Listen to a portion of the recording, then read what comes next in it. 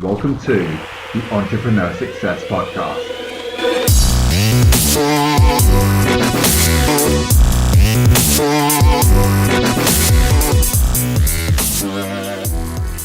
Hello, everybody. If you don't already know who it is, it's the one and only, the true Alex J. You can find me on facebook.com/the true Alex J. You can also find my fan page, which is facebook.com/Alex J TV official. Also on Twitter at anything success, and you can find me on Instagram, AlexJ020. Today we're going to be talking about entrepreneurship, talking about business. I'm going to talk about overcoming fear and how to eradicate fear and how to take action, how to move forwards with your business. Because no matter how established your business is, you're going to come across problems, right? That's just the way that life is. It's just the way that business is. But for some reason, some people, they see problems within a business as a lot bigger than having problems in their life. And I'd say, they can be equal. One could be more than the other. A problem's a problem, man. You need to learn how to deal with problems. So the first thing I want to talk about is overcoming fear by taking action. Sometimes people, they'll overthink things. They'll think things in too much detail. And I mean, it's not a bad thing, if you're going to think about things in detail, but I'd say don't go crazy with it. It wastes a lot of time. And some people, they get analysis paralysis, where they look into something too much and they start looking at all the scary stuff, and then they scare themselves out of what could have been a fantastic decision. Imagine if Mark Zuckerberg, he was starting Facebook and he was like, you know what? There's too many other companies out there. You got MySpace, got Pixar, what other social networks are there? There's all these social networks, and they're like, do you know what? It's going to be too big. It's going to take too long to get all these people on it, and then I'm going to have all these staff members, and I'm going to have to figure out how to do. Like, if he'd have gone into it like that at the beginning, nothing would have happened. The best thing that he could have done is just start and then figure it out along the way. And that's why I say to a lot of people, just start. Figure it out along the way. The thing is, either way, you're going to have problems. No matter how much you analyze things, no matter how much you prepare, you're still going to have problems.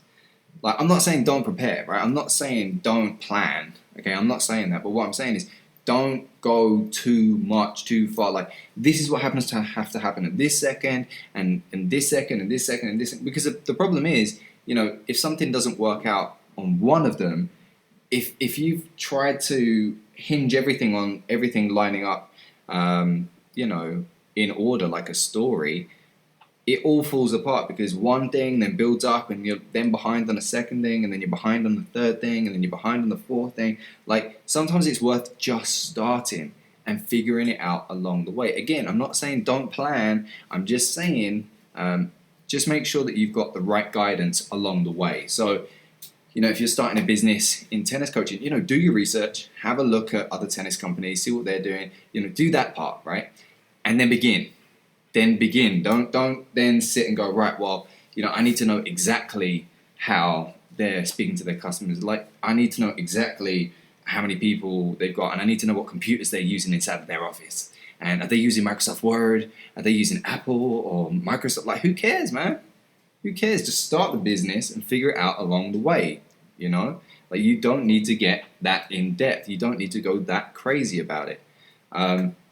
And I've always found that it works really well for me. And I tell the staff the same thing. Look, just overcome the problem when you get there.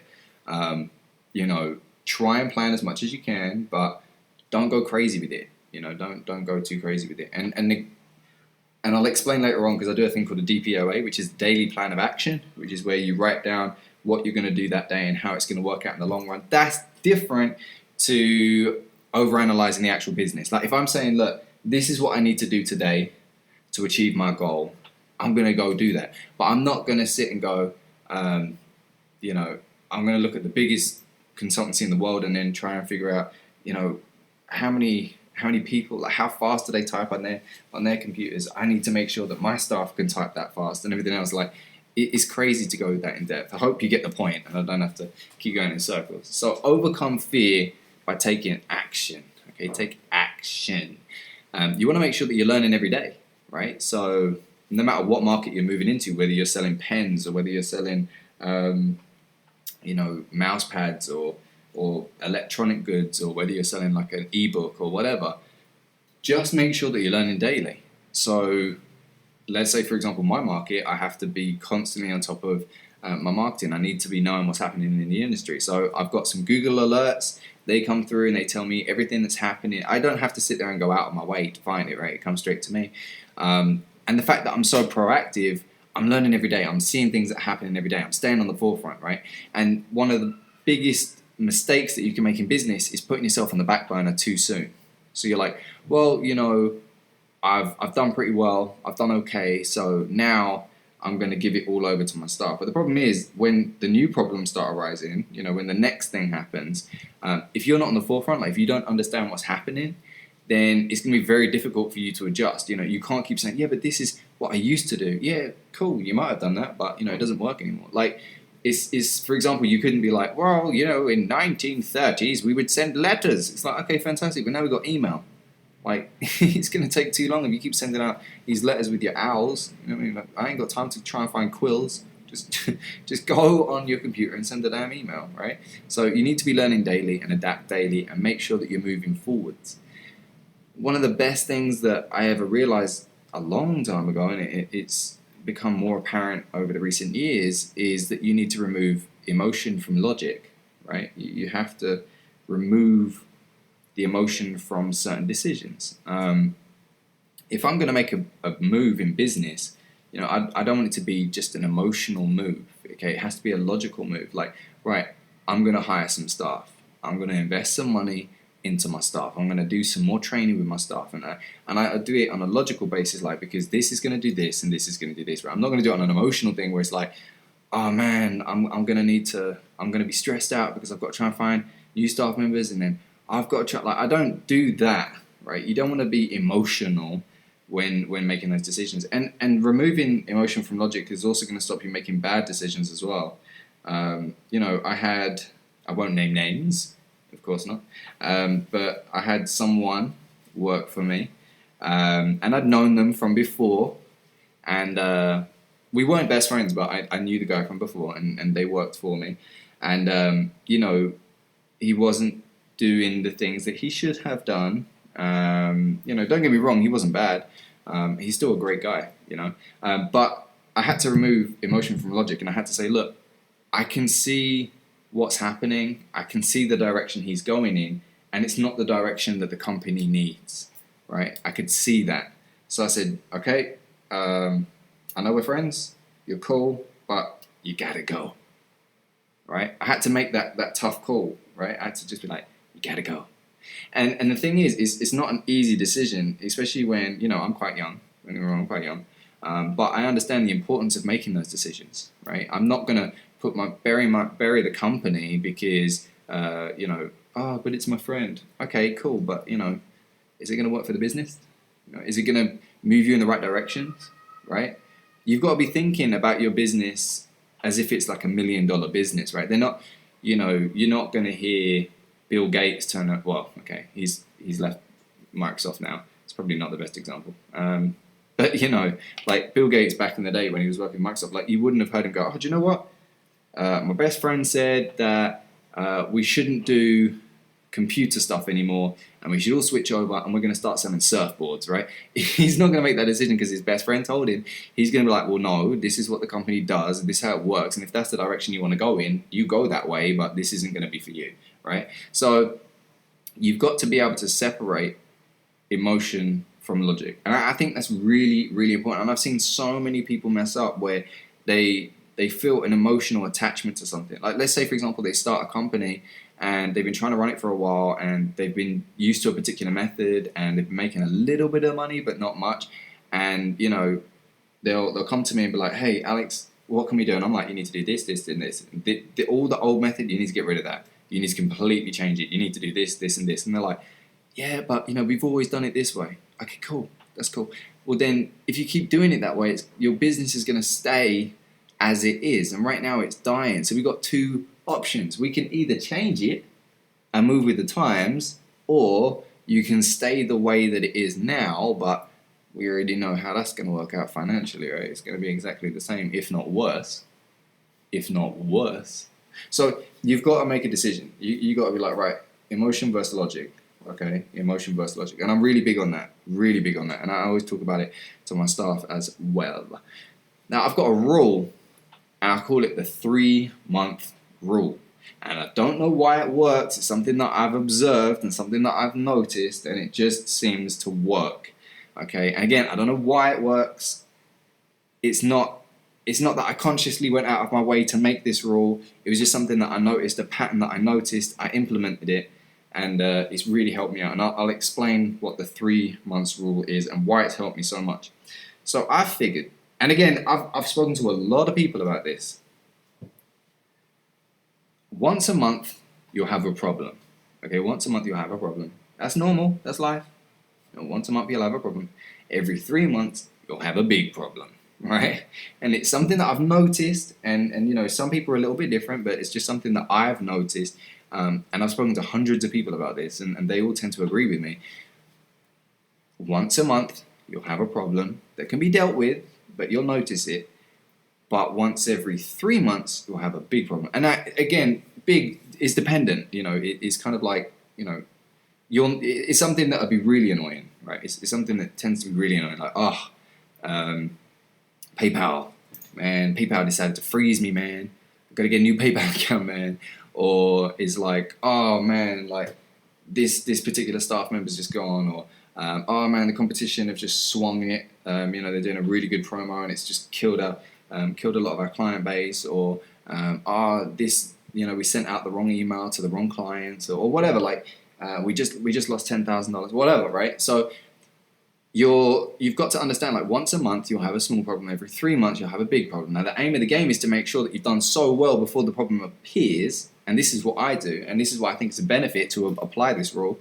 If you can make sure that you're in a good position before that happens, you'll be able to handle the problem, right? If you've learned and developed quick enough, that problem won't affect you too much. Like, let's say, for example, you know, recently we let a few staff members go, and, you know, back in the day that would have been like, oh man, you know, we're not going to make as much money as we were going to. But now it's not a problem, because it's like we're already prepared for these things, right? We've already got the base set up. We've already got the money rolling in. Like, it's not an issue, right? It's not really going to affect my life or the business, right? But a long time ago, that would have been a big hit. So, you know, you've got to look at it as not something to worry about. Like, oh man, Alex said every 3 months something real bad's going to happen, and I've got to expect it. Not like that, but I'm just saying, like, every month, expect a small problem, and you don't even have to really think about it. You'll just kind of notice it, like, oh, there's the problem. And then every 3 months, the big problem comes around, like, man, my daughter just came home. She said she's pregnant, right? Like, there's the big problem. Again, dependent if you know how old she is and everything else. But so yeah, you kind of just got to roll with the punches. But what I would say is, always set yourself up in a position that each month you're doing better than the last, and every 3 months you want to be in a dramatically better position than you was 3 months previous, so that when that problem rolls around, you can solve it quicker. You're more steady, you're more stable, you're able to push forward. So whether it be you need more staff members, or maybe you've got more capital so that you can take a small financial punch, because those come around every now and again. Those are the worst ones to have hit by surprise. If you've got no money, you don't want to get hit by a financial punch. Like, now I can kind of take the blows, as long as it's nothing too ridiculous. I can take the blows, you know, it's not too much of an issue. But, you know, a long time ago, even losing like $100 was a big deal. And I don't know how much. I know once I lost, it was like 10,000, and I've made like 20,000 within 48 hours after that. So, you know, it was a problem. It was like, damn it, I lost 10,000. It was annoying. It was like, oh, dang it, I lost 10,000. And I was like, damn it, I wasn't in a great mood. But I said, you know what? I'll use this energy, right? Instead of using it for anger and everything else, I'll use that energy, I'll utilize it, and I'll put it into something productive and just make the money back. And it just happened to be that within 48 hours, I'd already made it back, right? So it wasn't too much of an issue. I'd already forgotten about the problem in the first places. But you want to keep in your head that all problems have a solution. All problems can be solved. No matter what the problem is, it can be solved. Maybe not just the way that you're thinking about it. Maybe not the way that you're trying to do it. So, you know, if it's like, oh, I need a hole in the wall, right? You're not going to go get some dynamite. That's not the way. Well, it depends how big the hole, right? But if I need a small hole, right, a small hole in the wall, I'm not gonna go get like a stick of dynamite and put that in the wall and go, right, hope for the best, right? Hope for the best. Like what I'm gonna do, I'm gonna go get a hammer, right, and a nail, and there goes your little hole. You need to be thinking, is this really a problem? Is this something that I'm gonna have to worry about? Is this really going to affect me? How quickly do I need to solve this problem? Because some problems are more urgent than others, man. Some problems need more attention than others. You might have one problem that's going to cost you, like per day. Like for example, if you've got a bad staff member that's not producing or whatever, and you're paying them an hourly, like it's going to cost you daily. If you don't solve that problem real quick. Whereas, if I've got like an error. On one of my email templates, it's not going to be too much of an issue. Like I can solve that, but I'll do that after I've dealt with the first problem, right? So you need to kind of prioritize. And I learned that from Brian Tracy. He said you want to prioritize everything. Like, he said you want to prioritize the work that you're going to do that day on level of importance. So this is the most important, that has to be done first. This is second important, this is third important, fourth important, so on and so forth. And then these are the problems that I need to solve. Like this is the most important, so on and so forth. And then you can kind of figure out what you're going to do that day. But again, don't go crazy with it. But you just want to make sure that you've got your priorities set. Make sure that you've got your priorities in check. And one of the other things I always say to people as well is you want to aim too high. I don't know why people are afraid to aim too high. I hear people and they're like, yeah, I'm trying to. I mean, if you're at the beginning, right? If you're at the beginning, I kind of get it because you've got that little bit of fear, right? Like, oh man, if I could only earn $1,000 a month, that'd be so cool. And I'm like, yeah, I mean, but the problem is if you have a financial punch, let's say for example your car breaks down, or heaven forbid, like your roof falls down on the house, or someone gets sick or whatever, right? And there's an emergency and you need more capital. That $1,000, that's not going to be enough all of a sudden. And then you're going to be freaking out. Damn it, I need more. Like, why wouldn't it make more sense to aim higher so that you're in a position where you're not going to have to worry about a financial punch? Because believe me, they come out of nowhere, man. That's why I call them financial punches, because you never know when they're going to come, right? So you need to be in a position where you can handle that punch, right? You don't want to get hit by Mike Tyson. You want the punch to feel like, I don't know any other boxers, but you don't want to get punched by like a little girl. You don't want that. You want to make sure that you can handle the punch. So set yourself up in a position where you're not going to have to worry about those. Like, if all of a sudden this emergency is going to cost you like $4,000, right? If you're producing $1,000 a month, that's going to be like a big freak out. Like, oh man, where am I going to get the money from? What am I going to do? Like, you're going to be tripping out, right? And it's going to put all your business on hold. Like, you're going to be freaking out. Like, let's say that you manage to finally get the money from somewhere. Let's say that you borrow it or whatever, and you still haven't put yourself in that position. You're then going to be trying to work out how to pay back the money, and you're going to be stressing out. Whereas if you'd have just aimed higher in the first place and like, right, look, I'm going to set at $10,000 a month. That's what I need to achieve, right? And you're working towards that. Even if you made a fraction of that, right? Even if you made a fraction of that, let's say that you're making $3,000 a month and you were saving $2,000 because you only needed $1,000, right? Let's say that you did that for 3 months. You've now got $6,000 in savings. So when that punch comes across, like let's say the $4,000 punch came, like you wouldn't like it. You wouldn't like it, but you can handle it and then move forwards, right? You'll be like, dang it. Had to spend $4,000, but you've got six. You had six. You had six remaining, in the savings account. So it doesn't make any difference. It's like, okay, I had the punch, I felt the punch, but it's cool. I've still got $2,000 left. I can leverage that, right? I'm fine. I'm not gonna have to worry. Like if I want, I could take a month off. You're not gonna have to worry. Like whereas the other guy is freaking out. He's like, well, how am I gonna get the money, man? I can't take any time off because I'm gonna need more money now. Blah blah blah blah. Like. Put yourself in a position where you're not going to have to worry about the punches. Aim too high. But then make sure that you're taking action, like appropriate action for it as well. Don't just be like, I want to make $10,000 a month. Well, I'm going to go watch Netflix. Right? It's like, all right, I want to make $10,000 a month. This is what I'm going to do. I'm going to do this. Right? I'm gonna make sure that I do this. This is how many sales I need to produce. This is how many conversations I need to have in order to produce those sales. This is how many emails I need to send in order to produce those sales. This is how many phone calls I need to make in order to produce those sales. This is how many doors I need to knock on in order to produce those sales. It's, I need to bring on 3 extra people to make sure that I hit that target, blah, blah, blah, blah, blah. Like, you want to take that route, because if you're doing that, it's going to be way more productive. Way more productive, way more proactive. To me, I would rather be proactive. I would rather be on the forefront, right?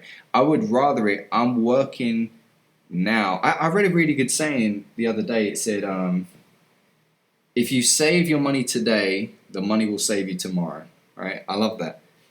If you save your money today, the money will save you tomorrow, right? Now, I've heard from a lot of people, I say a lot of people, yeah, I mean, it's a fairly large amount of people that, don't talk about savings. And savings is great, okay? Saving is great, but only if you're going to invest it, right? Don't save for the sake of saving. Yeah, save $6,000. What for? Oh, I don't know.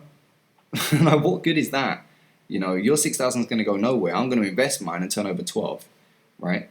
What's the point of having that money there if you don't know what you're going to do with it, right? So save, but to invest. Don't save just to save. There's no point. There's a big difference between new money and old money, and I think this is a concept that a lot of people really need to install in their life, right? New money is money that's coming in, right? It's coming in. And old money is the money that's just sitting there, right? You need to make sure that you got new money flowing, right? You want that new money flowing in all the time. And that old money, you want to invest it so that it creates new money, right? You want the old money working to become new again. Just keep on producing that money. Because what you want is, you want to make sure that money is just constantly coming in, whether you're awake, whether you're asleep, whether you're working, whether you're not working, whether you're whatever, right? You just need to make sure that you've got a stream that's constantly producing income. Because the fact of the matter is, again, you don't know when the punches are going to come, for one. And secondly, you want to set yourself up for financial freedom, right? You're not doing this for giggles, right? You're not doing this just for the fun of it, right? You're not just doing it for the heck of it, I certainly wouldn't be working this hard if it was just for fun, all right? We're in it for the money, all right? Let's be real.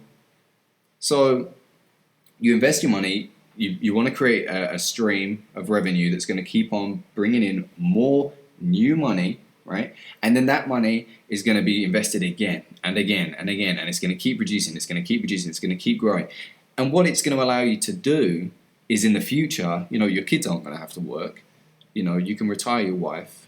You can go on that holiday that you've always dreamed of. You can have that car that you've always dreamed of, right? You can have the lifestyle that you've always wanted. You're able to have that, but as long as you've got new money coming in, right? You can't live off old money. Look at people that try and retire short, right? Look at people that try and retire and then they're like, dang it, didn't have enough. That's because they were living on that old money. That old money. It doesn't work. I don't want to have to get into economics and explain inflation, okay? But old money doesn't work. You need that old money turning into new money continuously. It needs to constantly produce new money for you. Make your money work. Be smart, man. Be smart. Okay? So again, I hope you've learned something from this. Again, overcome fear with action. Learn daily. Emotion versus logic. Every 3 months, I do the 3-month rule. All problems have a solution, and aim too high.